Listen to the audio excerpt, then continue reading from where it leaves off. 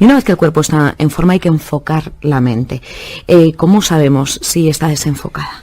Bueno, sabemos que la mente está desenfocada por múltiples estudios que demuestran que al menos el 47% del tiempo estamos totalmente desenfocados.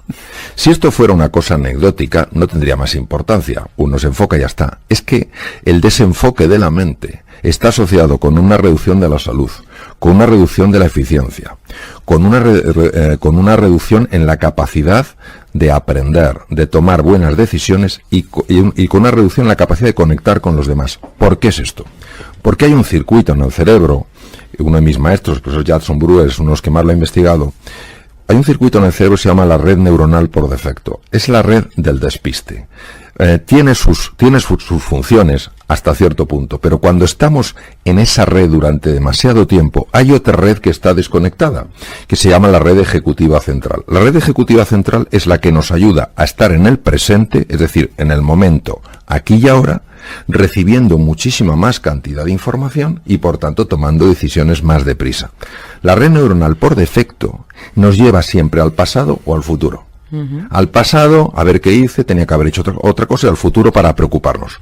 Cuando uno aprende a controlar la atención, que no es someter la atención, es enfocar la atención, se ve que hay un cambio en el circuito. La red neuronal por defecto empieza a apagarse y la red ejecutiva central se activa. Esto se ha asociado con mejoras en la salud, potenciación del sistema inmune, mejoras en la eficiencia, mayor sensación de bienestar y mayor conexión. De hecho, a la red neuronal por defecto, digamos la red del despiste, hay una frase que es a wandering mind is an unhappy mind, es decir, sería una mente que divaga es una mente infeliz. Por eso es tan importante entrenarlo. Y porque hoy en día que vivimos entre pantallas, el grado de déficit de atención que se está captando en niños y en adultos es absolutamente descomunal. Y es muy importante entender que en la raíz de eso está nuestra dificultad para enfocar la atención. Por eso es tan importante leer libros. No digo mi libro, un libro. Leer libros, porque el libro te obliga a mantener la atención. Obviamente no digo leer un libro que resulte insufrible, digo un libro que tenga por lo menos algo de atractivo interés para el lector. Y mantenerse ahí en lugar de decir, ya estoy cansado, me voy a ver qué hay en internet. No, es el aguantar ahí, ir adiestrando, ir potenciando ese circuito. Porque si nos damos cuenta, estamos constantemente moviendo la atención de una pantalla a otra. Y es mentira, radicalmente mentira, que la multitarea sea algo que el ser humano está preparado para hacer. No es verdad. La atención es una capacidad del cerebro humano que cuando nosotros la dividimos, es decir, si yo en lugar de prestar atención solo a, divido entre A y B, digo, no, yo puedo estar en A y B. No. Cuando estás en A, no estás en B. Cuando estás en B, no estás en A. O sea, la alucinación es que estoy en los dos. No es verdad. Si estás en A, plenamente en A, captarás información que no puedes captar si estás, aunque sea a gran velocidad, pasando a B. Las pantallas nos hacen ir constantemente de A a B. Por eso creo, honestamente, que la lectura de los libros es uno de los mejores entrenamientos. Y entiendo que hay que volver a esa lectura. El entrenamiento del alma, en este sentido, es el entrenamiento de esa musculatura que nos ayuda a reconectar con eso que para mí es sagrado. Un ser humano es sagrado, los demás son sagrados, la naturaleza es sagrada. La meditación lo que hace es silenciar ese ruido mental, esa jaula de grillos que tenemos en la cabeza, que hace, aunque no nos demos cuenta porque actúa muchas veces a nivel del inconsciente, hace que no nos queramos, que no queramos a los demás y que no queramos a la naturaleza. Por eso, entre los ejercicios que yo sugiero, está el ejercicio de la gratitud. La gratitud ha sido muy estudiada, por ejemplo, en la Clínica Mayo, uno de los mejores hospitales del mundo, en Rochester, Minnesota, Estados Unidos. La gratitud, es decir, por la mañana antes de levantarse, cuando uno se acaba de despertar, pensar 5 personas o 5 cosas por las que te tienes que sentir agradecido. Eso se ha estudiado en múltiples investigaciones y se ve que tiene un impacto en el cuerpo. Por ejemplo, regulación de la tensión arterial en personas hipertensas, mejora del control de la glucosa en personas diabéticas. Dar paseos por la naturaleza. Hay que salir al campo, respetar el campo, no tirar papeles en el campo, no tirar latas. El bosque no es indiferente a nuestros descuidos, a nuestra desidia. Luego, también la generosidad, es decir, no solo pensar qué puedo sacar yo de aquí, sino qué puedo poner aquí. La cordialidad, sobre todo con personas que tienen distinta forma de pensar, distinta cultura, distinta educación. ¿Por qué tienen que ser menores que yo? ¿O por qué tienen que ser mayores que yo? Somos iguales en este sentido. Entonces, esa cordialidad, esa empatía y desde luego la compasión, que la compasión no es la lástima, la compasión es el deseo real de poner esa empatía en acción. Es decir, ves a alguien que se siente solo, que se siente aislado, que se siente poco valorado y en lugar de decir, bueno, es su problema, tú haces algo, lo que puedas, donde estés, como puedas, para ayudar a esa persona a reducir su sufrimiento. He de recordar que ha habido sonrisas, lo digo en serio literalmente, que han evitado suicidios.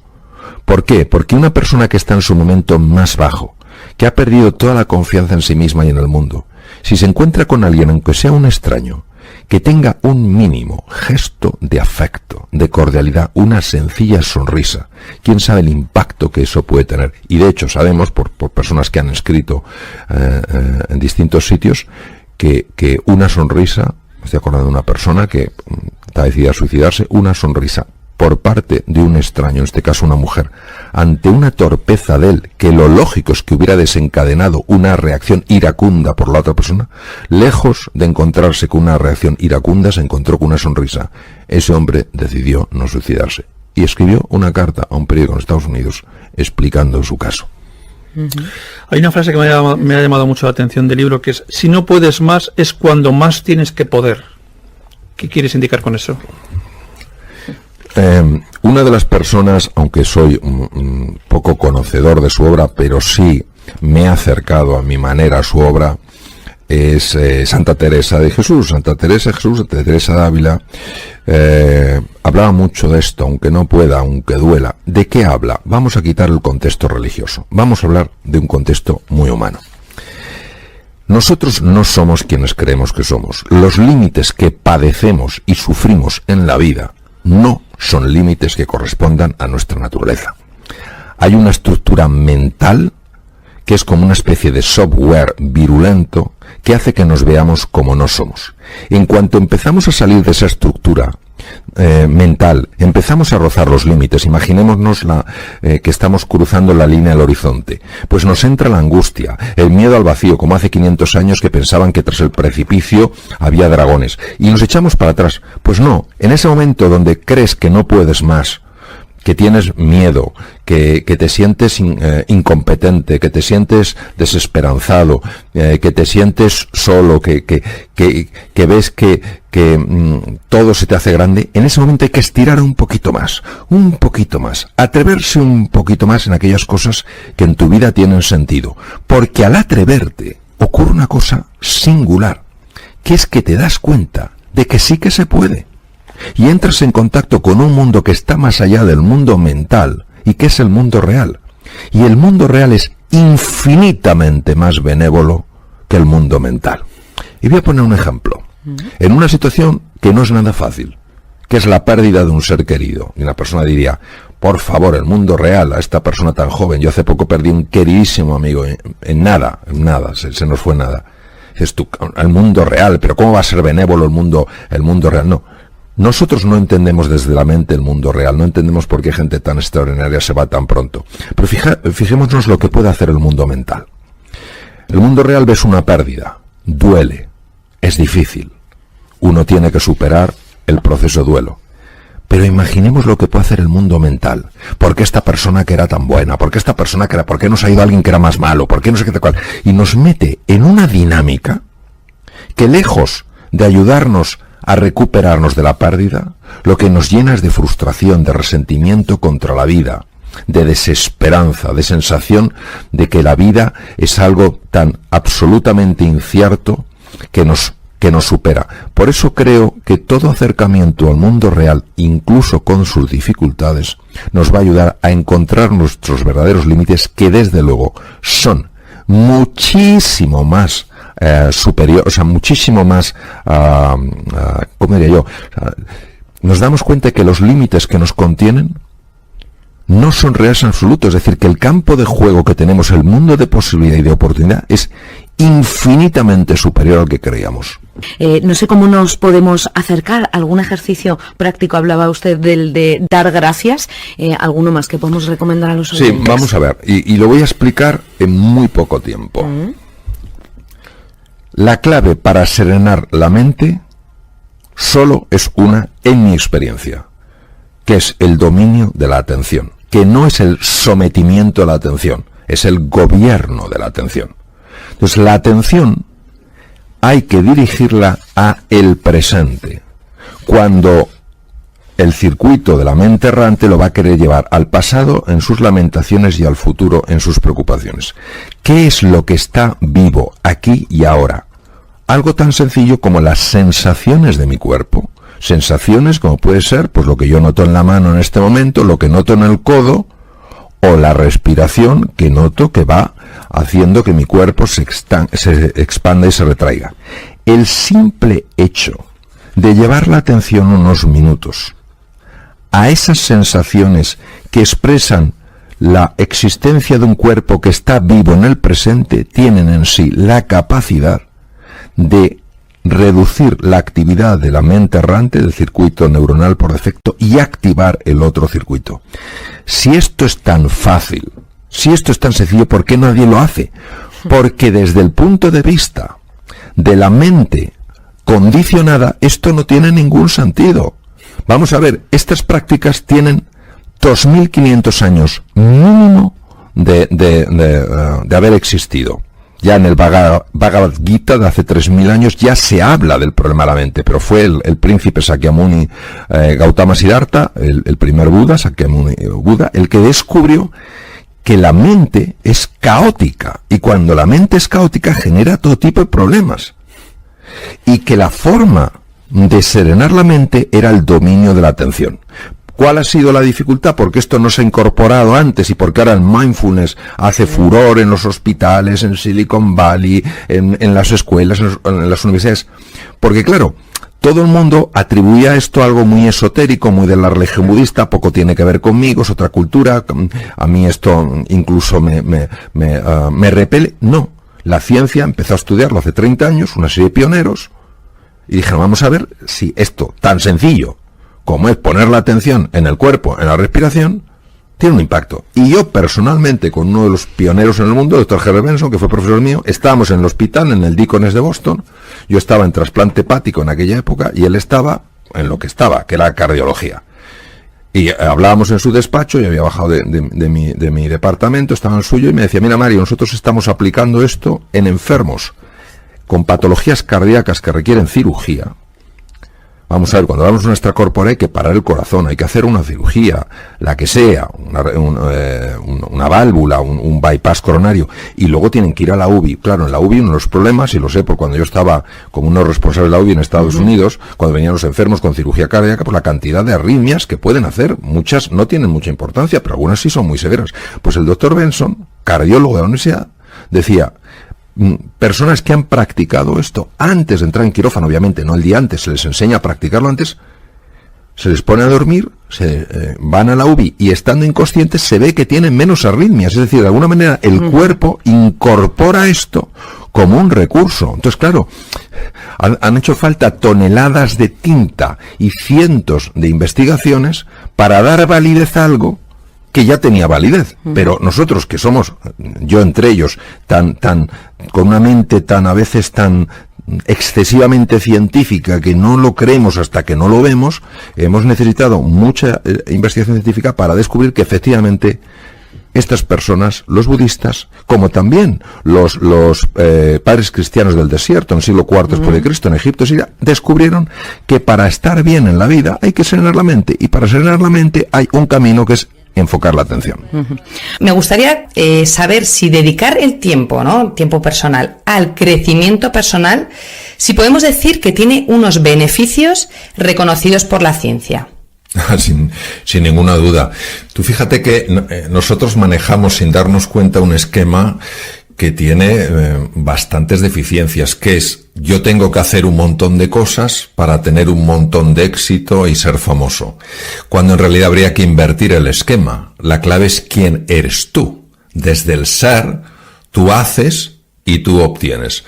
todo lo que tiene que ver con el ser tiene que ver con el crecimiento personal. Es decir, en el fondo todos somos mineros que tenemos que picar mucha roca de granito para acabar encontrando la veta de oro. La veta de oro siempre estuvo en la mina. Lo que pasa es que nosotros solo veíamos lo superficial, que era, obviamente, la piedra de granito. Cuando uno solo ve la piedra de granito, dice, ¿con esto qué puedo hacer en la vida? Pues poco. Podré vender un poco de granito y obtener pues un cierto reconocimiento, un cierto dinero por este granito. Pero cuando uno descubre la veta de oro, ya sabe que puede hacer muchas más cosas con ese oro y obtener cosas radicalmente distintas a las que obtendría con el granito. El crecimiento personal, desde mi punto de vista, desde mi perspectiva, es el camino que te lleva del granito al oro. No te da el oro ya está, lo que te permite es descubrirlo. Y por supuesto, la ciencia en esto, de forma consistente, está demostrando que es así. Por ejemplo, todas las prácticas de silencio bien llevadas, que son camino hacia la veta de oro, se sabe perfectamente que cambian la arquitectura cerebral. Pero además en tiempos que jamás se hubiera considerado posible. Se sabe también que potencian el sistema inmune, que es fundamental para hacer frente a cualquier tipo de enfermedad. Una persona que sea agradecida, que es otra forma de cavar en esa mina, una persona que sea agradecida es una persona que regula mucho mejor su tensión arterial y mucho mejor sus cifras de glucosa. Entonces, al final se ve que todo está conectado, es decir, la dimensión más sutil, que es la dimensión, podríamos decir, espiritual, la dimensión que se acerca más a ese oro, está totalmente conectada con la dimensión física, porque ambas dimensiones se pueden distinguir, pero no se pueden separar. Es como si yo quiero separar la palma del dorso de mi mano. No existe una mano que no tenga palma y no tenga dorso. Lo que sí puedo es distinguirlas, pero están tan perfectamente entretejidas que es una unidad. Entonces, en el ser humano está perfectamente entretejida su dimensión física, anatómica, fisiológica, con su dimensión mental y su dimensión trascendental. La gran ventaja de esto es que todo impacto a nivel físico, impacto positivo me refiero, que tiene que ver precisamente con el crecimiento personal, que por supuesto incluye al cuerpo, incluye nutrición, incluye descanso, incluye ejercicio físico, tiene un impacto directo en los procesos mentales. Las personas que hacen ejercicio físico, que cuidan su nutrición, son personas que están más tranquilas, que son más serenas, que son más entusiastas, está más que visto. Y además afecta a su dimensión anímica. Son personas más agradecidas, son personas más generosas. La persona que cuida sus procesos mentales, que practica mindfulness, que consigue equilibrar la mente caótica, es una persona que potencia, como he dicho, la función de su cerebro, la función de su sistema inmune. Y además resulta que es una persona que cuida mejor de la naturaleza, que es más amable, más afectivo con la naturaleza. La persona que por las mañanas, en lugar de enfadarse ante la cantidad de cosas que tiene que hacer, muestra una gratitud por tener un día más que poder vivir, es una persona que curiosamente vive con más equilibrio mental y con más salud física. Entonces son tres dimensiones entretejidas. ¿Qué pasa? Que normalmente, como la dimensión mental y la dimensión espiritual son dimensiones sutiles, pues hasta que la ciencia no ha mostrado cómo esas dimensiones tienen un impacto a nivel corporal, pues no se han aceptado. No nos lo hemos creído. No nos lo hemos creído.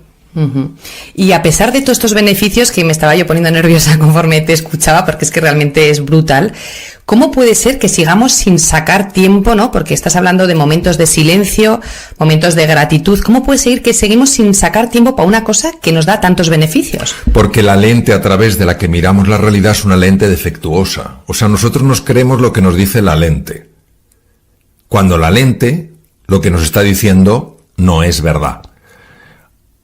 La lente nos está mostrando el mundo mental, no nos está mostrando el mundo real. Es decir, si yo en el mundo real tengo tiempo, pero en el mundo mental no lo tengo, yo daré más valor, más credibilidad al mundo mental que al mundo real. Pongo un ejemplo. ¿Que tenemos tiempo? Por supuesto que tenemos tiempo. ¿Que percibimos que no tenemos tiempo? Por supuesto que percibimos que no. Ahora voy a poner este ejemplo tan sencillo. Un amigo mío encuentra en una casa de su bisabuelo un pequeño baúl que por alguna razón no lo habían visto antes. Lo abre y había un periódico mi amigo es austriaco, un periódico de aquella época, comienzos del siglo XX. Sección de sucesos. Un tranvía atropella y mata a un anciano de 41 años. A comienzos del siglo XX, una persona de 41 años era un anciano. Fíjate. Hoy podemos vivir hasta los 90 años fácilmente y nuestros hijos vivirán probablemente más allá de los 100. ¿Cómo es posible que nos quejemos del tiempo? Es nuestra gran excusa. Nosotros no tenemos un problema de tiempo, tenemos un tema de prioridades. Claro, de administrar ese tiempo. Claro, ¿no? entonces, ¿qué pasa? Que nos cuesta mucho decir no a ciertas cosas. Y tenemos que entender que hay tiempo para hacer lo fundamental, pero no hay tiempo para hacer todo. Entonces, uno tiene que decir qué es lo esencial en su vida. Entonces, lo que no te puedes ir a dormir, entiendo, yo lo entiendo así, es diciendo no he tenido tiempo. ¿Para qué? No he tenido tiempo para hacer lo fundamental. No. A lo mejor no has tenido presente lo que era fundamental en el tiempo que has tenido. ¿Y por qué siempre lo que no es fundamental tiene más hueco que lo fundamental? Porque yo creo que nosotros en general no gestionamos nuestra propia vida. Todos tenemos un enorme condicionamiento mental a lo largo de generaciones, no es culpa de nadie, es responsabilidad de todos el cambiarlo. Y al final lo que vamos es siguiendo un poco lo que decía Sigmund Freud, ¿no? El ideal del yo. Para ser alguien en la vida tienes que hacer esto y esto. Para ser Entonces buscamos una perfección que nos ahoga. Y perdemos lo que es el sentido de la realidad. Y nos vamos llevando por lo que es el paradigma dominante. Paradigma viene del griego y decir forma de ver, por la forma de ver dominante. Y por eso es tan triste que al final, cuando una persona está llegando al final de sus días, mire y diga, ¿cómo es posible que mi vida haya sido así? Pues, lo que no acabamos de comprender con calado y con hondura es el poder que tiene la mente para gobernar nuestra vida. Y si no entiendes cómo opera tu mente, si no entiendes cómo tu mente puede ser condicionada, incluso manipulada, y no tienes esa decisión, yo voy a ser el capitán de mi vida, lo cual no quiere decir hacer nada absurdo, todo lo contrario, se trata de hacer cosas inteligentes que te traigan más salud, más bienestar, más prosperidad y más felicidad. No solo a tu vida, sino a la de tus seres queridos. Entonces vivimos atrapados en un espejismo sin ser conscientes de ello. Adam Smith, el gran economista, decía, el pez no sabe que está dentro del agua hasta que alguien le saca de ella. Vivimos dentro de el agua pensando que es lo único que hay. Que solo hay recursos ahí, que solo hay posibilidades ahí. Entonces hasta que un pececillo asoma la cabeza y dice, anda, si hay más cosas, si puedo elegir. ¿Cómo hacemos el cambio para que nos deje de importar el seguir haciendo o diciendo que hemos hecho estas cosas, ¿no? ¿Es miedo al que dirán o...? Sí, vamos a ver, siempre nos va a importar la opinión de los demás. A mí cuando alguien dice, a mí lo que los demás opinen no me importa, no es verdad, no es verdad. A todos nos importa la opinión de los demás y cuando alguien haces algo con interés, le pones cariño y a lo mejor la reacción es dura, claro que duele. El problema no es que nos importe, el problema no es que nos influya, el problema es cuando nos determina. Es decir, cuando tenemos tan poca autoestima que buscamos la estima en lo que otros nos estiman. Entonces, por eso es tan importante desarrollar una autoestima sólida, porque los demás te pueden estimar más o menos, y eso te puede afectar más o menos, pero si te hunde, es que tú no has construido una sólida autoestima. Si tienes tal nivel de dependencia, llegarás a ahogar tu verdadera voz e incorporarás la voz de otras personas como si fuera la tuya.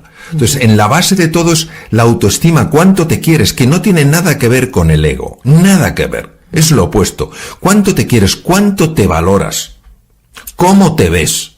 Entonces, claro, si esperas verte como otros te ven, tu dependencia será absoluta, sí te influirá como otros te ven, Pero lo más terminas importante... haciendo para que los otros te vean. Claro, lo importante es cómo te ves a ti. Eso es lo más importante. Cómo te ves a ti. Y tienes que verte en la grandeza que ya tienes. En lo que ya eres. Yo creo que uno aprende a quererse más cuando se da cuenta de una cosa. Que quien se cree que es, no es quien verdaderamente es. O sea, vamos a suponer que yo creo que soy cobarde. Si yo creo que soy cobarde y lo tengo metido a nivel inconsciente, todos mis actos reflejarán esa cobardía. Yo mismo estaré limitando la capacidad de actuar de forma valiente en la vida. Y actuar con valentía también implica actuar con sensatez, no con insensatez. Si yo descubro que soy valiente, entonces de forma natural actuaré con valentía. Luego el camino es el camino de lo que creo al camino de lo que soy. ¿Qué es lo que nos ayuda? Lo primero que nos ayuda es dejar radicalmente de juzgarnos. A nosotros mismos. Dejar radicalmente de juzgarnos. Es decir, no es, ay, si yo no hubiera hecho esta tontería, ay, si hubiera dicho esto en lugar de esto. ¿Tienes una máquina para volver al pasado? No, entonces ¿para qué? Dices, vale, esto ha sucedido, estos son los hechos. ¿Qué puedo hacer a partir de ahora? Es decir, primer tip práctico, deja de lamentarte. No tienes una máquina del tiempo que te permita volver a repararlo. ¿Qué tienes ahora? ¿Por qué esto es tan importante?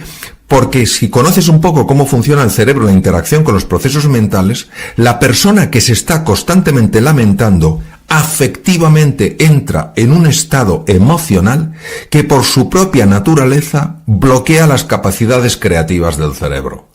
Es decir, tu capacidad de resolver hoy, de mejorar lo que hoy, la eliminas cuando te estás lamentando por el ayer. Segundo, cuando tú te estás angustiando con el futuro. Ay, Dios mío, ¿y esto qué repercusiones tendrá en el futuro? Y no sé qué, tal. Esa angustia también va a impedir tu capacidad de anticipar en el presente para estar mejor preparado para el futuro. Eso es lo primero. Lo segundo es desarrollar la compasión hacia uno mismo. ¿Qué es la compasión? La compasión va más allá de la empatía. La compasión es acción, es empatía en acción. Es decir, he cometido un error. De acuerdo, lo he hecho a propósito, pero ¿cómo voy a cometer un error a propósito? Yo no sé las fuerzas que hay dentro de mí. Yo no sé las dinámicas mentales que operan por debajo de mi conciencia. ¿Por qué tengo que juzgarme con esa dureza? De hecho, la culpa y la vergüenza, lamentablemente, en montones de contextos y en montones de países y en montones de situaciones y en montones de épocas históricas, han sido utilizadas para controlar a las personas. Claro. Yo tengo que ser consciente cuando he causado un daño. Esta falta de empatía, esta falta de reconocimiento del error es muy peligrosa. De hecho, en las psicopatías severas hay una falta de esta emocionalidad, de este reconocimiento del daño. Entonces, al causarse un daño, lógicamente hay una experiencia de tristeza. Y esa tristeza es el reconocimiento de un daño causado. Si esa tristeza la transformo en culpa y en vergüenza, lo que estoy haciendo es cambiarme. Ya el mensaje no es hay que educar a Mario, sino hay que castigar a Mario. Claro. La intención profunda es la clave de todo. Si mi intención es educar, yo abordo la situación de una manera. Si mi intención es castigar, lo que voy es a dañar. Claro. Pues es una amabilidad con uno mismo sin perder por ello firmeza. Cuando uno se va a la culpa y al castigo, ahí no hay firmeza, ahí lo que hay es dureza. Y de allí no puede crecer nada bueno. Entonces, a mí me parece, lo utilice quien lo utilice, que la culpa, que es por lo que has hecho, y la vergüenza, que es por lo que eres, no tendría que tener cabida en nuestra vida.